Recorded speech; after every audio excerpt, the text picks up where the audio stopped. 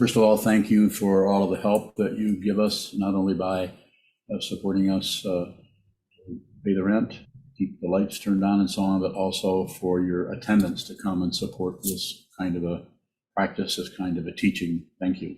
And please continue, if you can, in all of those directions to support this small community or Sangha. This morning's Dharma talk is titled, or the topic is ignoring the ignorance. The three poisons are passion, aggression, and ignorance. And the one that's the most difficult to actually get an idea of what's happening there, to even identify what is happening, and to not jump into conclusions about it, is ignorance.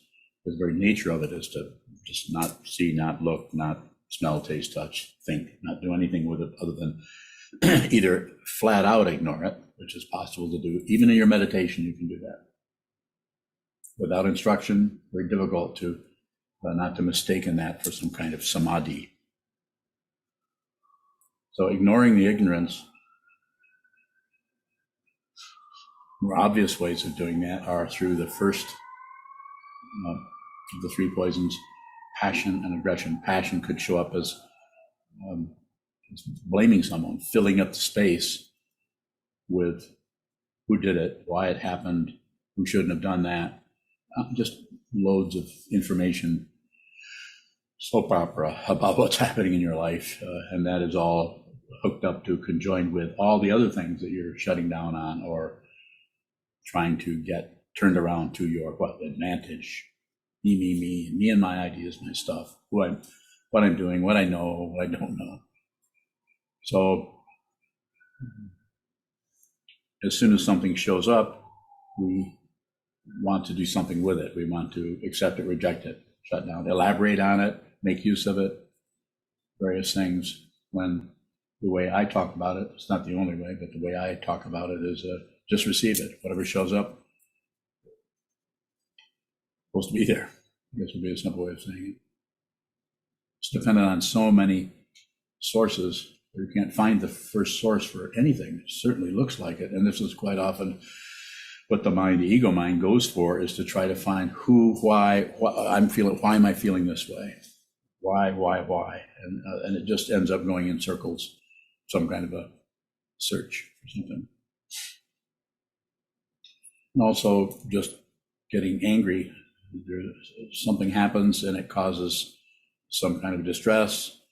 Could be anything from just someone being critical of us, or someone doing something that feels like they're disrespecting us, and then to cover it, and then that creates a kind of fear, because the ego is getting its identity and its safety from the other, which could be anything from your new garage you just built to some idea, some philosophy, some propaganda in your mind about who you are, where you're going, what this is about, who knows things and who doesn't know things, and what I know, what I don't know. That's why it's so important to just receive as much as possible. That's all meditation practice is very simple structure, framework for you to sit down and just receive what the mind tends to produce on a fundamental level. When I say fundamental, I'm saying as close as you can get to a radical area of the consciousness where things are just showing up. This is where you begin to see that you don't produce thoughts.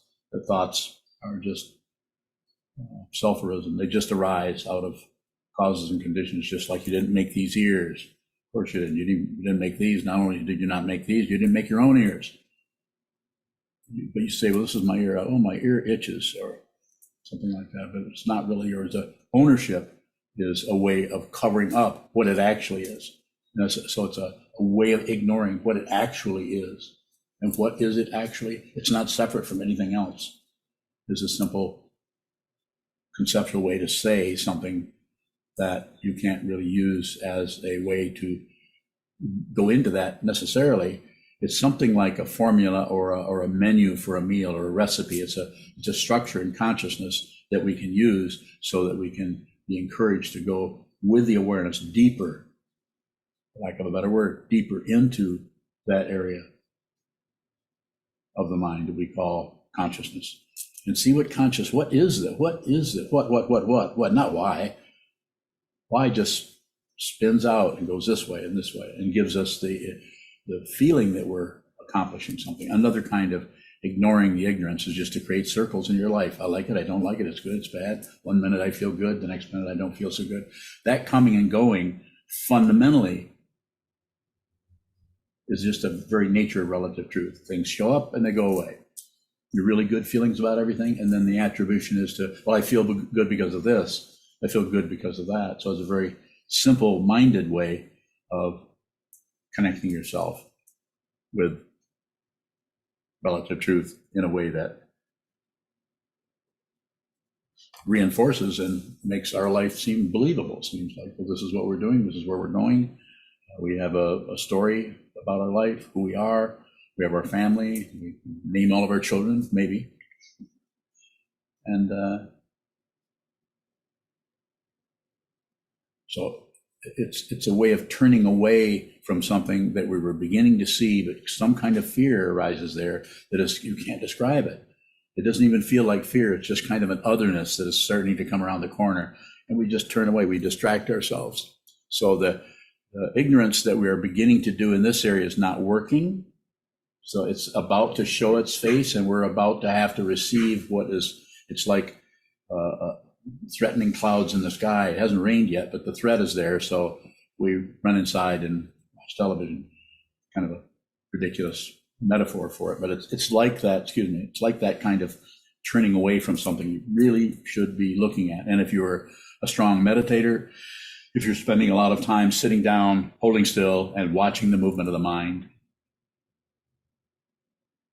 there's no guarantee, but there's a stronger possibility that areas of your life you are able to deliberately ignore, shut down on, and then ignore that you're ignoring, start to open up and come apart. Seems to be necessary to have a strong commitment to a teaching, to a teacher, to a community. Those will show up differently for different people. Some, it's all about the teaching. It's all about the structure. It's all about the 30 verses or Dogen Zenji or any other teaching or teacher. Not likely for community. As community sanghas are difficult, but we need to have the community.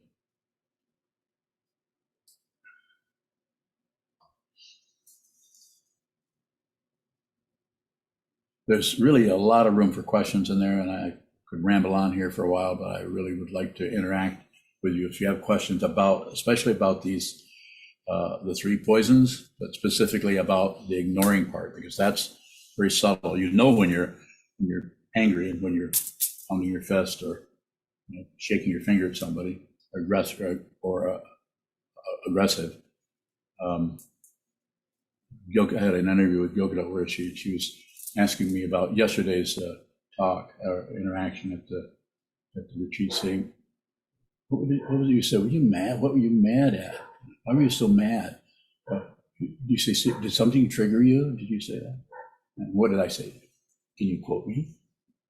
Well, you said no. Pretty good. Not too difficult to remember that. No. So what was happening there that you thought was that I was mad, that I was triggered? How about you just responded to a question? And who asked me that? Loud voice. You mean like this? Yes. No. And it was showing. No, but I was the one with a loud voice. He was very soft and very soft, respectful. You remember what the question was? Something to do with strategic. Check out her notes. Okay. I don't remember. It's interesting. Shoto, can you help her out with that? What did you ask me? Something like we teach observing a form and not obeying the form. Mm-hmm. If we're observing it, is there still some intention to align ourselves with the form? Is that what you said? No, this maybe like that. Maybe like that? And then what did I do? Maybe something like this. Did I look right at him? Or did I look at everybody? There's no, the energy of anger can arise. But there's not necessarily anyone that's angry. That's true with every single one of you. You add on the personhood, you add on. Anger is fine. Anger has its own kind of energy. It pushes and pulls, and as long as you're in a human form, there's going to be anger, there's going to be irritation, there's going to be happiness, there's going to be sadness. All of these things need to have an open door, an open window. They need to come and go without your particular interference. Sir? So going, when, like yesterday for that example, if we think that you're being angry, is that a kind of ignorance? You could say that. You instead of looking at that and allowing that to be what it is for an indefinite period, you don't really know. You don't know what, I mean, other than you could say, well, I think he's teaching, but he seems to be very parental or something like that. You could, all kinds of speculations can come up, and those can come and go, but to lock down on anything, which I'm not saying Yokodo did that, other than say it looked like I'd been triggered by something. I'm triggered by you guys, all of it. It doesn't justify, validate. I'm not saying, oh, it's okay for me to get mad and shake my finger, be mean or disrespectful to anyone. I'm not validating it. I'm saying I don't have a choice, nor do you, but you think you do. This is ego. You think you have a choice. It's an astonishing conclusion to come to in the midst of the confusion of that's everywhere. But you have to make the right choices. It's circular. What does it mean to take responsibility for something that you don't feel like you're choosing to do? Just feel it without leaving it. Choosing, not choosing, any of that, whatever, the responsibility comes from just feel what you're feeling rather than take what you're feeling and decide who caused it, what caused it, how I was raised, my conditioning, my lack of this or presence of that. Do nothing with it. Just receive the feeling. That can be very,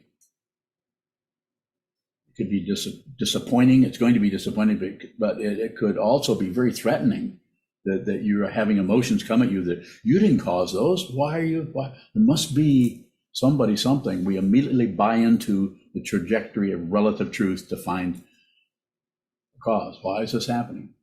And not that we shouldn't, but we should be aware that that's what's happening. I'm not saying you should stop doing that, but just be aware that you're actually looking for something to blame. Well, good area. Traditional teachings in Buddhism says all dharmas, anything that happens is without blame, is without cause. It's uncaused. It just looks like it's caused. That's the illusion that you or me or any of us are deluded by. The whole world is deluded by this. If you just watch the news for 8 minutes, it's just an incredible finger pointing back and forth. Sometimes it looks like there's a connection between what I'm feeling and how I'm functioning. Am I imputing that connection?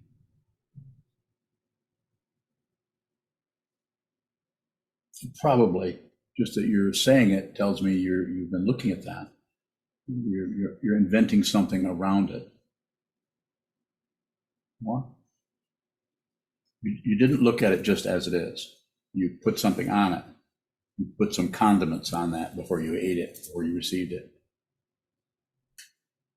It seems like you were particularly pointing at the feeling that shows up, and it feels like what I'm looking at is more the functioning. Should I be looking at the feeling? So your style is to separate those out, separate feeling from thinking or processing or so on, just the way you're wired. It's not that you're special. It's not that other people don't do that to some extent, but some people operate just, I'm not saying 100%, but most of it is coming out of an emotional, intuitive kind of operation that believes that there is somebody that feels that way. And your situation is more like there is somebody who thinks this way. Yours is more of a thinking process. More of a, you would say, instead of Padma, it's more Vajra. It's very crisp and structural. The kind of work you do requires that kind of thinking. So completely only descriptive, not judgmental, but cold and calculating. In other words, cold in this, no emotional stuff can get in the area of doing the kind of work that you do. It could, what would you call it? Pounding code? What would you call it? Can't you describe in 3 words what you do for a living? That's suspicious. Okay, did I get even close to what you're asking about? Sir. Sokuzan bowing. Sokuzan. In what way does awareness expose ignorance? Bowing. So awareness that we, by continually training ourselves to watch the movement in the awareness rather than buy into what's moving. So in other words, to identify, shut down on, push down something that's moving, an emotion, a thought, a memory, a conclusion, an exclusion, any of that, to do anything with it.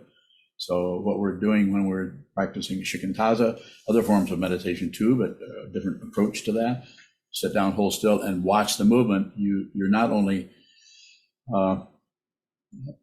you're practicing watching that very subtle movement. It's not a bird flying by the window, or it's not somebody coming in and walking past you. It's not that kind of movement, but could be, that would be included also, vision, hearing, smelling, tasting, touching, but also the consciousness, whatever's arising in the consciousness, we're practicing to receive that without just receive it. Just here it comes, we look at it, even if it's disturbing, or even if it's negative feelings that don't seem to have any source or story around that. That's something you've talked about some.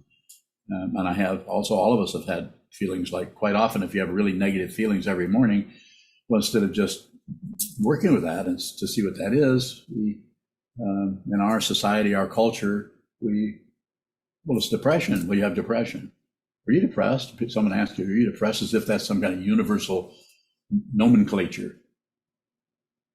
It's just not. It's not that. You're something you might call depression because of the culture we live in. Somebody else might call it depression. They aren't even, you might as well be eating spaghetti or playing baseball. 2 different things. And they could be that radically different because the structure is undiscoverable below the area of thinking and processing in that way. It has to be done with the awareness. And it can't be done with the awareness if there is an imputed self who is aware. If there's someone who's being aware, then that compromises everything that comes up. And so that's why it's important to see eventually that there is no solid being anywhere. Anytime any fear comes up, that's ego. There's nothing that's threatened anywhere. That doesn't mean that the house isn't burning down and you should run outside and get out of the fire. That's a very pragmatic approach to that. Of course you should do that, but it's not going to take some kind of philosophical discussion or analysis to decide whether to run out of the building.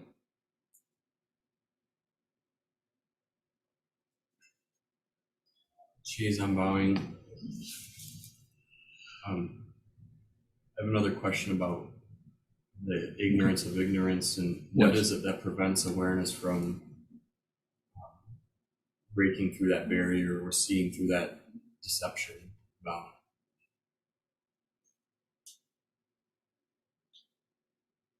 In a word, fear. But it might not be showing up as fear. It might be something that's around the corner. It might be ignoring that we're trying to ignore the fear. And so it might have a lot of structures, explanation, why it's happening, who we're blaming, so on more. Sokuzan bowing. If conceptually we know that there's ignorance of ignorance going on, and it may be causing suffering for ourselves or for others, is there a way to cause less difficulty for others when we can't see that ignorance? If you're detecting that, then yes, just keep it zip. Don't say too much. Listen to your own, observe your own thoughts arising and falling without pushing them down. Don't be aggressive with your own mind, trying to be a better person who is not going to harm anyone.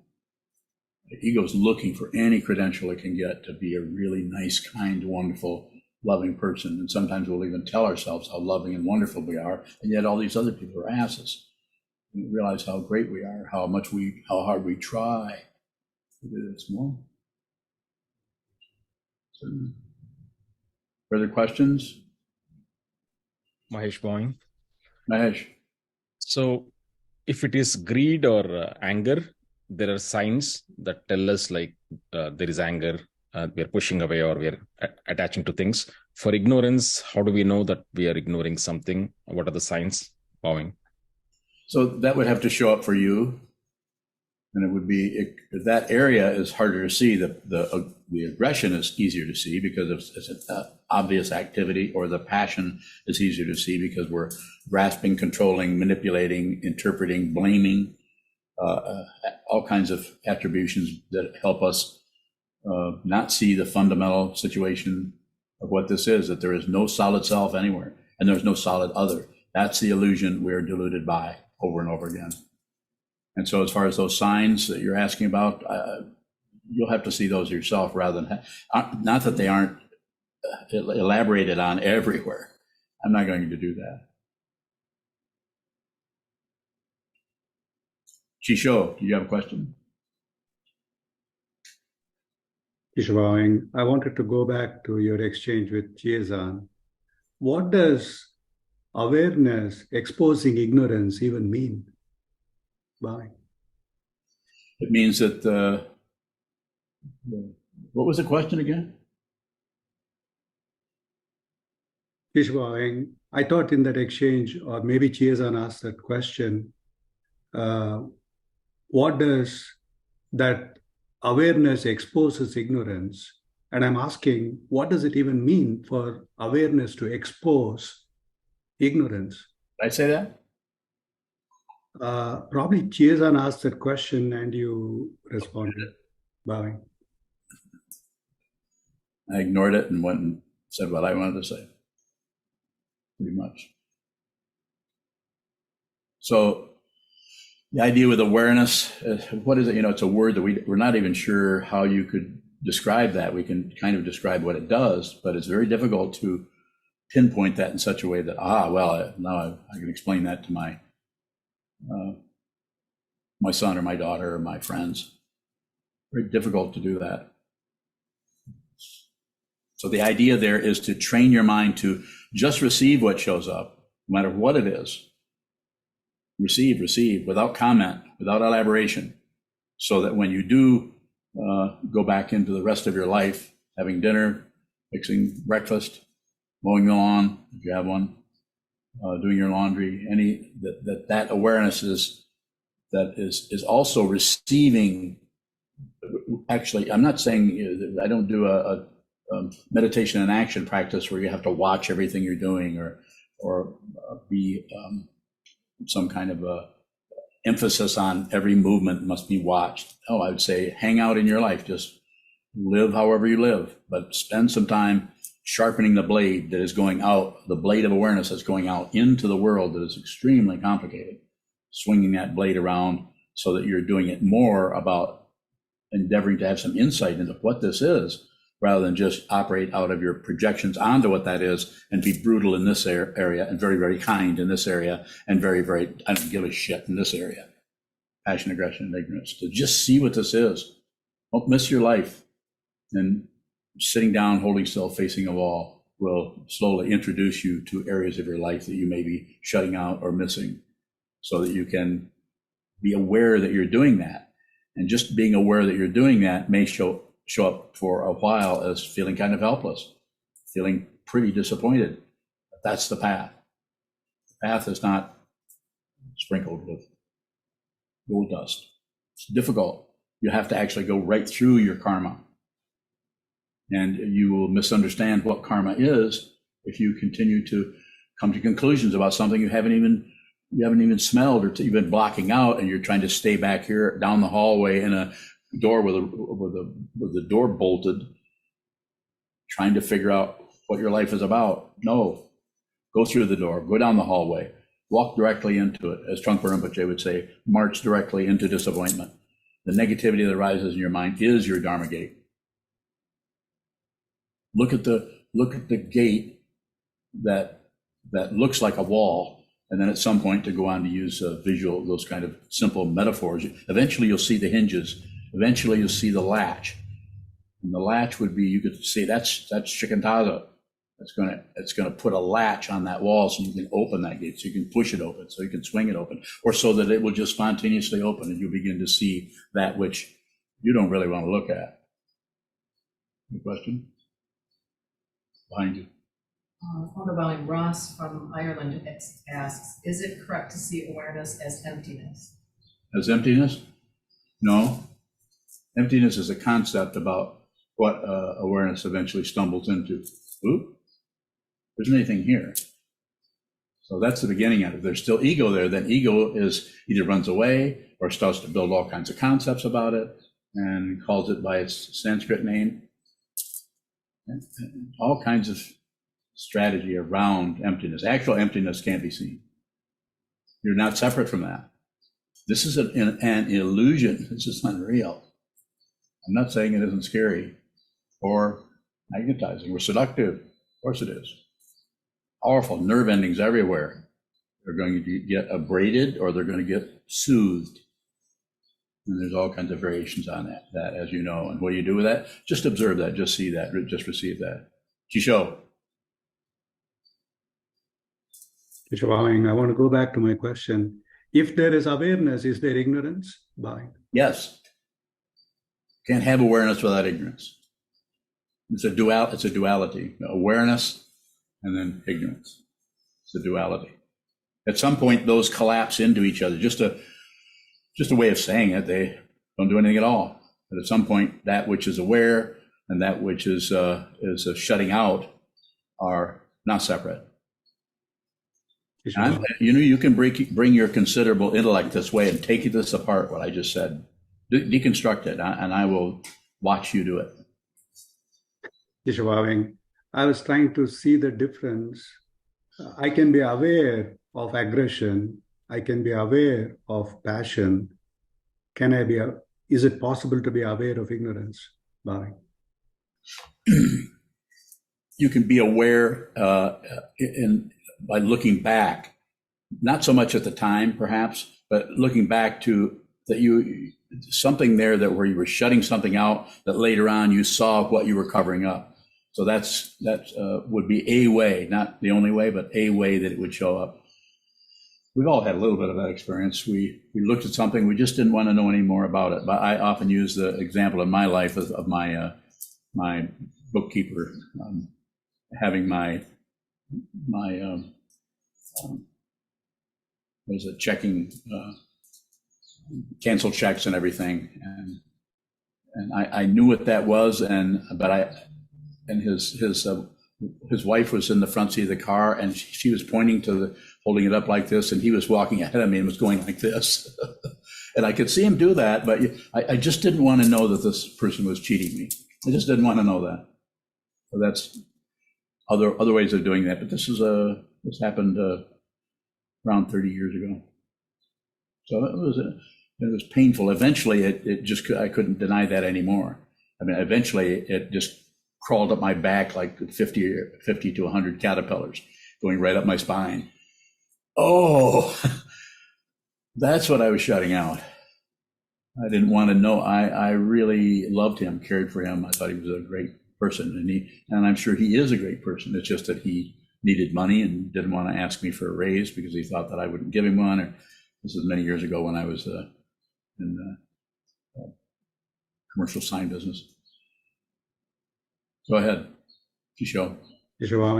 So the example you gave of not being aware at that instant of ignorance, but looking back, wouldn't that just be awareness of thought? How would it be awareness of ignorance, Bowing?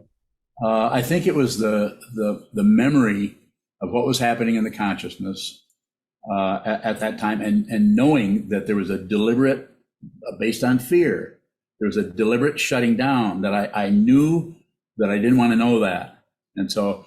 But at the time, it was there. It was just my fear of the situation was too powerful. But looking back, I realized that there was an opportunity there for me to see that. Just like Just like when Kobun said to me, you don't take precepts, you observe them. There was an opportunity for me there to say, well, okay, then I'll observe them. Can I receive jukai from you? But I couldn't. It paralyzed me because I realized that he had caught me. Whether he knew that or not, I don't know, probably he did, but he had caught me being, what's the word, deceiving myself. He saw me functioning in that way. That would be my understanding of it. But he helped me because I contemplated that for years, what was happening there. It took me a long time. I'm very slow at everything. I'm even slow at dying. Here I am, 82 and not dead yet. My God. What are you doing hanging around here still? Go ahead, Kayun. Kayun bowing. Can passion and aggression help us to be aware of ignorance? Bowing. Yes. You could, if the passion that comes up or the aggression that comes up in your mind, if you do nothing with it, don't blame anyone, don't blame yourself, don't try to stop it, just notice the energy of it. Those energies are very similar, except one seems to be going out towards things in the form of describing, explanation, joining, holding down, fluffing up, painting red, painting blue, changing it somehow, analyzing it, blaming this, but not blaming that. It's not this, it's this. Those kinds of things about what is happening out so-called out there, and also the aggression that's going out that way. It's also just observe the aggression rather than prematurely stop and not be an aggressive person. This is the ego just drinks this up. And so it's more difficult, it's more disappointing. It's harder. It seems to be necessary to have a teacher who can meet you right where you're at and work with you in such a way that it goes past your thinking process, deep into your that area where fear is covered up by what? Ignoring the incredible open space where there are no separate beings. There's no separate self, there's no separate beings, and it's a realization, it's not a thought process. There may be thoughts around it, likely are thoughts arising if you're asked questions about it. Kayun bowing. Can I ask a question around what I remember Shoto asking yesterday? As long as we check in with Shoto to make sure that's exactly what he said. Is that all right? Okay, go for it. And now I'll get mad again. Okay. Kayun bowing. These aren't the right words, but if we're aware that we're repeatedly not following a particular form, is that still observing the form? Bowing. I feel that's very situational, but probably. So the idea is so easy for any of us to go into right and wrong. Well, they're doing this, but she's not. It's easy for us to go in there, but we don't know what anyone is dealing with. We don't know why it is that some people walk in here and start this practice and then walk away. We never see them again. But is there anything wrong there? No, they're doing the best they can. Their particular dynamic just can't tune into this way of teaching or studying and so on. Am I getting in the area you're asking about? Kayun bowing. Yes, although sometimes you've suggested to me like, well, you just have to do it anyway. When we see a lot of paralysis, maybe related to ignorance around our practice, where does exertion where does that come out of, bowing? It feels like it's just the inspiration to want to see the truth. We just get tired of our self-deception. We get kind of worn out from samsara. We get somewhat nauseated by the whole thing. We just continue to go back and punish ourselves, torture ourselves or others, or blame others. And we can really see that they're not deliberately hurting us. It's just their functioning seems to create issues or problems. So I think the exertion or the efforting just comes out of the awareness that we're seeing how really difficult this is, how challenging it is we can't just polish our ego and show up as an enlightened being, an enlightened ego who is no longer committing any crimes or anything like that, or buying into passion, aggression, and ignorance, as far as we can tell, as far as the intellect will tell us. So I think the effort comes in and just that's why we have a monastery. It's why we have a strong schedule. But you'll notice the schedule is not enforced in a military fashion. You don't get demerits or something for not coming to sitting. It's up to you. I don't know how difficult it is to get up at early in the morning and come over here and sit. And there's no guarantee of any damn thing. And it was very difficult for me to sit a long time ago with no guarantee. I couldn't have an interaction not only with Trungpa Rinpoche because he had too many students, but even with Kobun. Kobun wouldn't talk to me. Best thing he ever could have done for me. It was just what he did is avoid me. Now, I could have just jumped on a plane and gone out there and found out where he was hiding at, and sat down in front of him and demanded something, but fear was too great. Couldn't do it. Was not ready for that. Sounds like you're describing ignorance as avoiding fear, that fear is under it. If what we're experiencing is more like indifference, is that also a kind of ignorance? Sure. Just a different level of same thing, just being indifferent to something. Just like right now you're looking at me and you're somewhat indifferent to everyone else. Kind of, if your awareness is focused on this or this or this, then just situationally, have eyes in the front of our head. You're going to be aware of what's in front of you. Whereas a fish has eyes on the side. They're aware of. That's why Pisces people have so much trouble. Too much input. I'm joking. I know nothing about Pisces. Is indifference covering up a fear? Yeah, it is. It's just a kind of a knee jerk, not going that way. Indifference. Yes. Sanho, you have a question? No. I thought I saw your hand up. Maybe that was A very long time ago, and I don't remember what it was. Oh, okay. Well, we can tune into that. Go ahead. Shotogang, is there ignorance that doesn't have any touch of like passion or aggression in it? Doesn't feel like it. I don't know. I think it shows up. It's not so much of getting rid of passion and aggression. It's just the fancy word is it's transmuted or into the wisdoms, and and I think that's all valuable. But I don't think we have to do it. Less is better. Just let it. If you don't, the only way the ego can get any nourishment is by going along with the passion. The passion can arise spontaneously out of the 13th century and show up in your mind stream this afternoon at 4 p.m. But you won't know that because the knowing is always in right here, whatever's happening right here. But something could trigger that area of the mind stream. Go ahead, Brian. Brian, is less better in the case of interpreting koans? Yeah, don't interpret koans. Study them, read them, but don't jump into what it means. That's one of the ways that koans tend to work for some people, is it brings the thinking mind, the processing mind, the logical mind, the analytical mind it brings it right. It's like running into a mirror. Bong, I can see that, it's in there. It's a duckbill platypus. It's right there, but you want to try to go there. I keep running into some obstruction. So what is going on there? Koan. So the what is important, not the figuring out part. Well,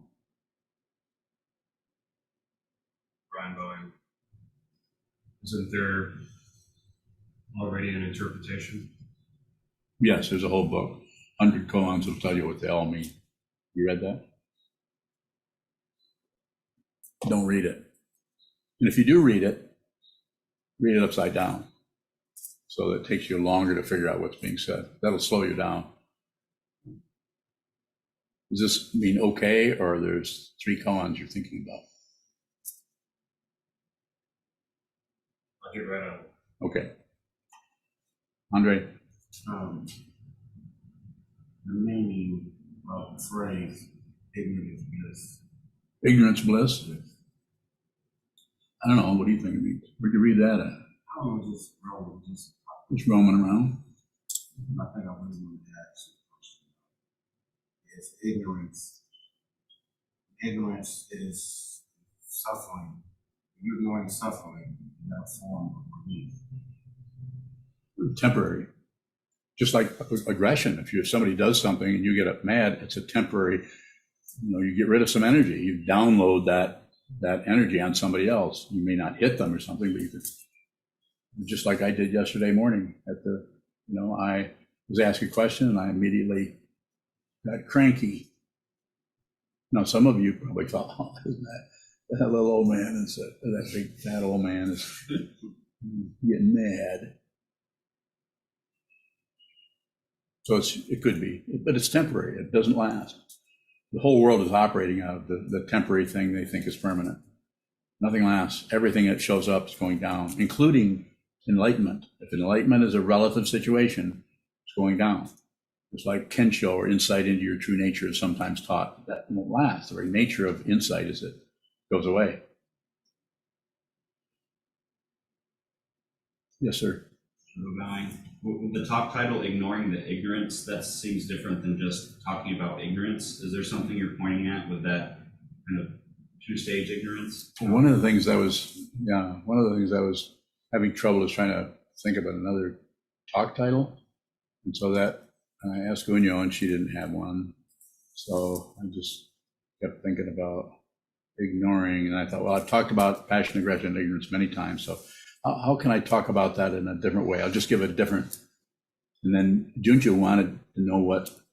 Junchu said, good morning, do you have a talk title? And I said, yes, I do, but I didn't yet. But I said, yes, I do. And then I thought, ignoring the ignorance. Making sense, does it? Yes. Shadow bowing. Is ignoring the ignorance something like a conclusion? A little bit.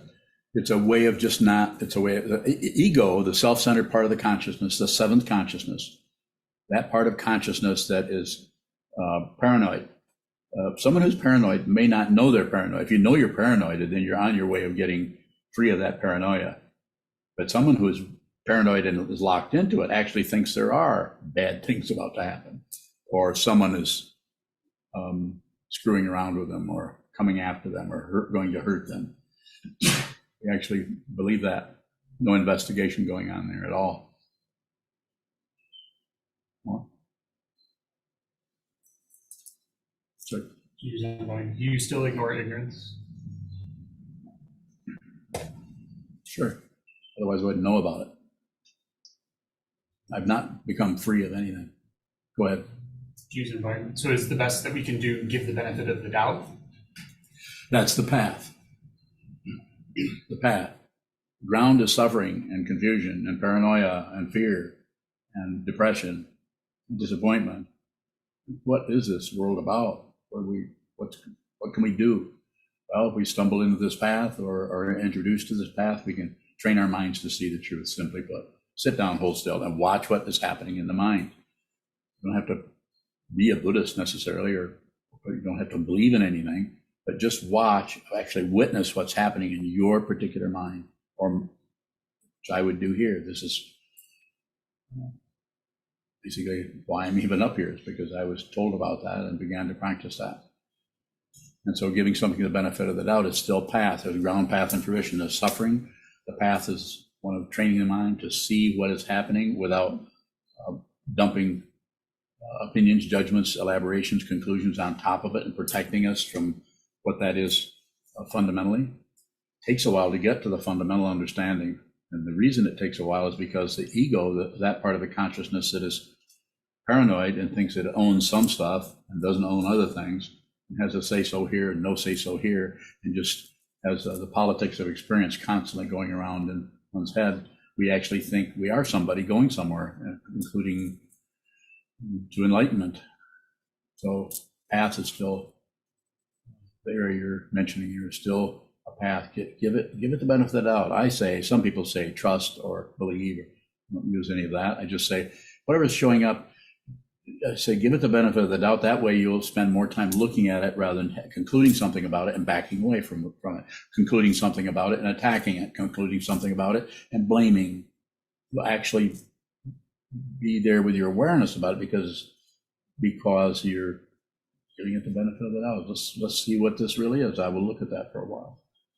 But the fruition is there isn't any of that anymore. There's not even the personhood doesn't have to go away. It's just who you thought you were, that you were defending or promoting, or was hurt if somebody judged you or criticized you or ignored you. That's unreal. That doesn't mean you don't have those feelings. That's what we look for. Well, if I was really more clear, I wouldn't have these negative feelings. No, you might have them more intensely because those feelings are the fuel of ego, and ego wants that negativity to chew on so you can feel like somebody who can somehow win. You can survive this. Even our society is constantly, you're a winner. You can do it. You can be, what was it? President Roosevelt. One of them, wasn't he? That you can do. People will even say this, a stupid thing to say to a child. You can be anything you want to. No. What a terrible thing to say to a child. Keep your mouth shut. If they want to run off and be a musicologist somewhere, get the hell out of their way.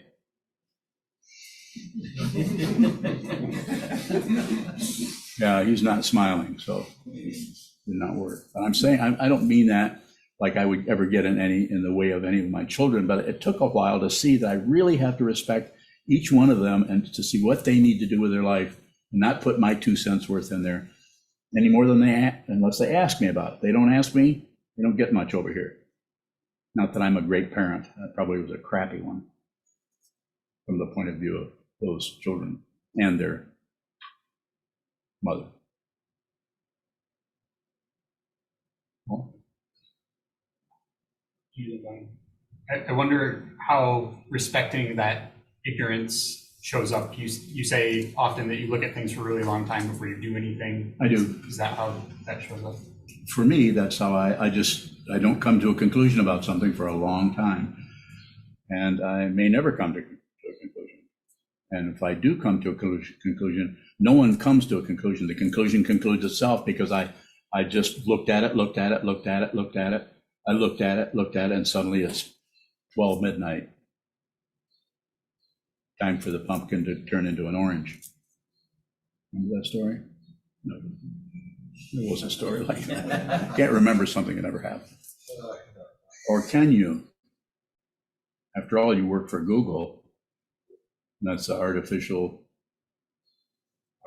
ignorance. That's what artificial ignorance. Sorry, I won't pick on you anymore. So thank you for allowing me. Is there a further? Yes. If we suspect that we're ignoring in a certain area, like there's a Yes. paranoia that comes over and over and over. Yes. What can we do? Is there anything more we can do other than sit on? Excuse me. I say situationally, perhaps, but the best thing, I'm very biased, the very best thing you can do is find some time, find a space where nothing is happening, probably your shrine room, meditation hall, Zendo, whatever you want to call it, wherever you sit still and do nothing. Sit there, look at something with your eyes open that's not moving, and just watch the movement of the mind. Keep chucking things up. It'll keep coming, and all you have to do is observe it. You don't have to conclude. You don't have to do any of that. But to do that, that would come closer to giving you some kind of a response that would be workable for you or for anybody. Just you do it. I'm here to encourage you to do this. I can't do it for you. I don't even know what I did, if I did anything at all. But for some reason, I'm sitting here and you're listening to me. Yes. Rehan from the UK asks, how can a person know that he is awakened and not just dreaming? He isn't here anymore. How can they know that? Well, if you're asking that question, then you don't seem to be too clouded by that. Just don't find an answer for that. There is no answer for that. If you find an answer for that, we're right back to the relative, maybe a more highly sophisticated and polished form of self-centeredness or ego. There's no way to know this. That's relative knowledge. The ultimate knowledge cannot be known. The very nature of wisdom is not, it's not knowing anything. This is why some of the teachings are pretty sneaky, the way they come in and say, well, everything is empty of what you think it is. That's just the beginning. It's worse than that. And it's better than that. It's worse because it's devastating to the self-centeredness. Devastating to it. But the consciousness has been liberated from its isolation and prison of identifying with just one particular human body, with a name, with a history, with relatives, or with cousins, or with Sangha members, or with students, or with, you could elaborate on it all different directions, but that is an illusion. That's the illusion which we are deluded by into thinking it's real. Is there any more there from that? So a sign, if a sign did come up, and this is a difficult one to say because it's not exactly this, but it's the closest I can get. It's still ego language, but it's like you won't care what happens because you see the occurrence is an illusion. Nothing happens. It's an illusion. It's a powerful, powerful illusion. I've only heard that pointed out one time as directly as His Holiness the 16th Karmapa Rangjung Rigpi Dorje. He said, nothing happens. Just before he passed away, he said, nothing happens. I looked at that for many decades. Go ahead. Is not caring what happens different from indifference? Because even not caring what happens is not I don't care what happens. It's more of seeing things happening and having no preference. What's the teaching that points that out? No choosing. Choosing is the disease of the mind. Choosing is the disease of the mind. What is that? It's in Ming, heart mind of Sosan. So picking, it's not, we're seduced into saying, well, this is better than that. And it's not that it isn't, and it's not that you shouldn't actually go with that one, but to set up some kind of a standard there that you're always going to have to do things right and not incorrect. It's extremely complicated, and it's especially complicated when people are teaching this kind of thing of right and wrong without any mind training. They're just doing it out of relative truth. That's why we have laws. That's why we need to have attorneys, because it's such a complicated structure of laws and rules and exceptions and so on. And some people are very good at thinking in this area, so they're able to work the situation out. But for someone to approach any situation like that situationally, double words there, but it would be that you would have to actually look at every situation as it is without setting up a bunch of standards other than be kind, don't do harm, be with all things. That's the three pure precepts that we help us.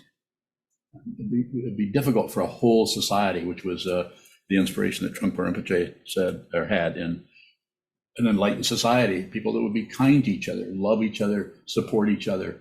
This is not something you can just do. It's an inspiration that that may never occur, but it's not about the eventual occurrence of it. This is a misunderstanding of enlightened society or any kind of spiritual path. It is about the intention to do that. You can't do that here. The gravity is way too heavy.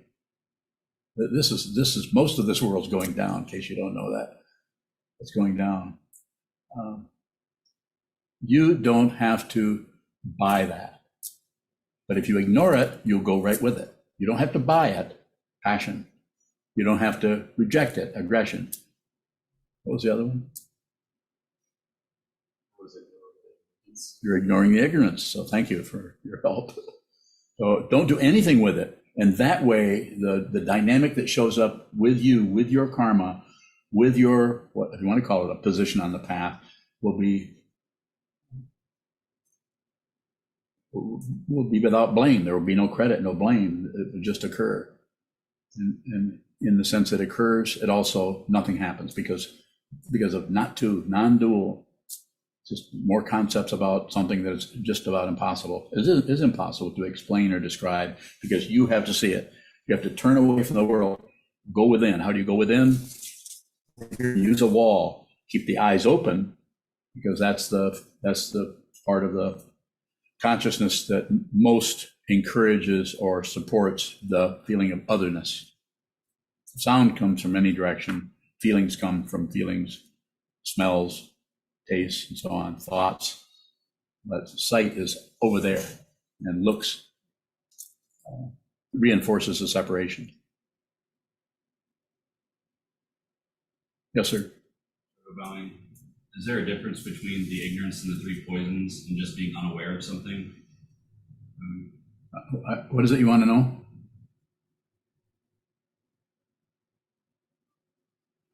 What characterizes the ignorance of the three poisons? Pushing, pulling, shutting down. It's just three ways of doing something similar, as if there's somebody.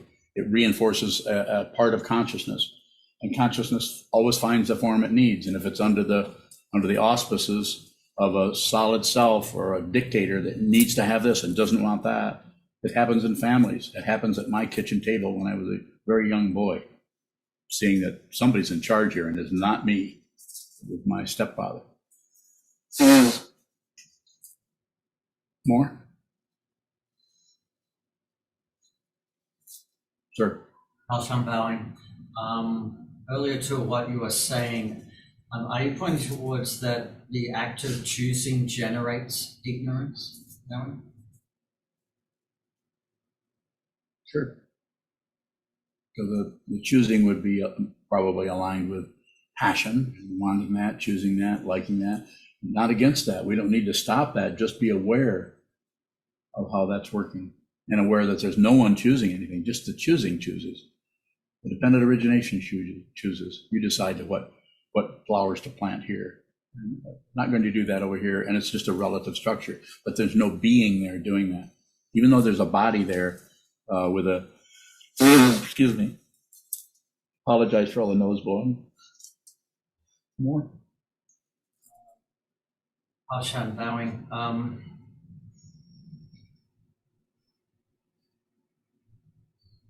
If awareness sees the choosing, does it also see the ignorance around that? Maybe. Yeah, I like your gesture there at the end. I would have done that same one. Had I said that, I would have done that same thing. Just saying that. Yeah, I'm just, not sure what the question is, so I'll just toss it out there and then see if he bites. what comes back. We're using concepts, and already those concepts are so, ignoring passion, grasping, trying to get, trying to manipulate, trying to change, trying to interpret, all the things that passion includes. The otherness, treating something like it's other than you, or treating something like it's yours, like a dictator would do. The whole country's mine. I'll do what I want. I am Russia. It'd be like me saying I am Shambhala, which of course I am. But I don't care what happens next. And people who are in charge of things need that power.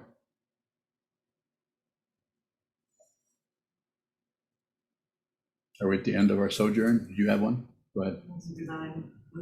How does it show up to not care what happens next, but care enough about what's in front of you to be kind? I think it's very straightforward. Just you have feelings, others have feelings. We're all dealing with some kind of suffering coming from who knows what source. It's very, very complicated. Not just this lifetime, but going way back beyond this. And I'm not here to try to engender some kind of belief in past lives. That's not important. It's just saying that consciousness doesn't have the boundary of the body is just temporary. This is coming apart, and then we go back into that what's called the intermediate state. And then we may embody again, and we may not. Depends on everything that didn't get expressed in this life, or that wasn't even triggered in this life, that still needs to be seen. Find out who you are, so there's no doubt. So your identity is completely clear to you. That clarity will look like confusion until it doesn't. So you have to look at the confusion, because if you try to cover up the conclusion with some kind of opinions, ideas, judgments about how clear you are,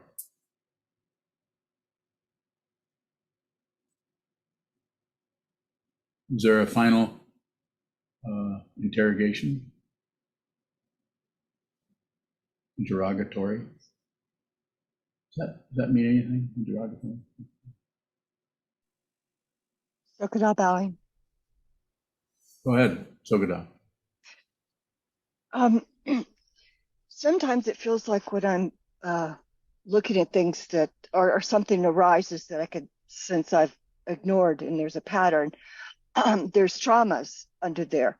And it feels like when it begins to rise a little bit, the pain in the body and the mind can increase. And then there's this drive to want to supposedly look at it more to get healing. Are there ways we can purposely back off until we can come at it a little more kind, bowing? So there are some ways, but to try to look at healing is, I'm not against healing. I mean, if it's a relative situation, it's going to have to heal. But what we're looking at here is a spiritual path. So there may be healing, there may not. It may be just something that comes along with training your mind, softening up, sit down, hold still. Just be kind to everything that comes in. Everything that comes in, everything is welcome. As Shoho, Mike Newhall, when he was here years ago, he gave a talk here on being a good host. It was a very good talk. Just whatever comes, just receive that. Be a good host, be a good hostess, or whatever dynamic you want to use there. But be just welcome. It's not so much you rush out to greet demons in the street and say, "Come on in, you know, I've got to meet my demons." But if they come to the door and knock, you could at least, don't they have those little demon peek holes? Is that a demon out there? I've always worried about that. I look at those and say, why wouldn't somebody just take an ice pick and stick it right in your eye? Well, I just wanted to share a little of my paranoia with you.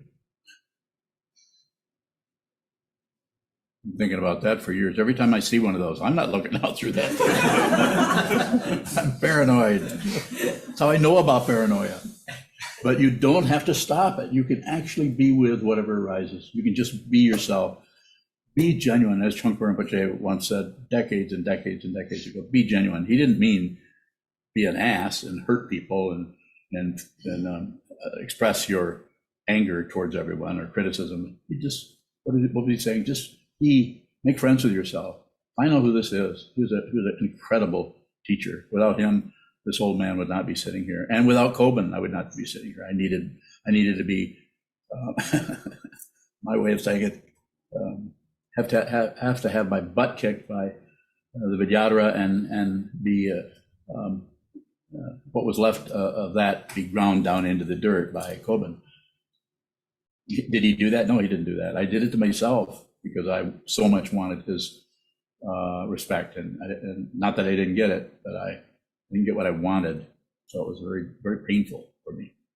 Okay, I think we can close. Hi, my name is Sokuren, and I'm one of Sokuzan's monks. Sokuzan so freely offers his love to us and his wisdom through these talks, and never asks us for anything in return. If you value what he does and what he is, and want them to continue, please visit our donate page at SokukoJi.org. Thank you.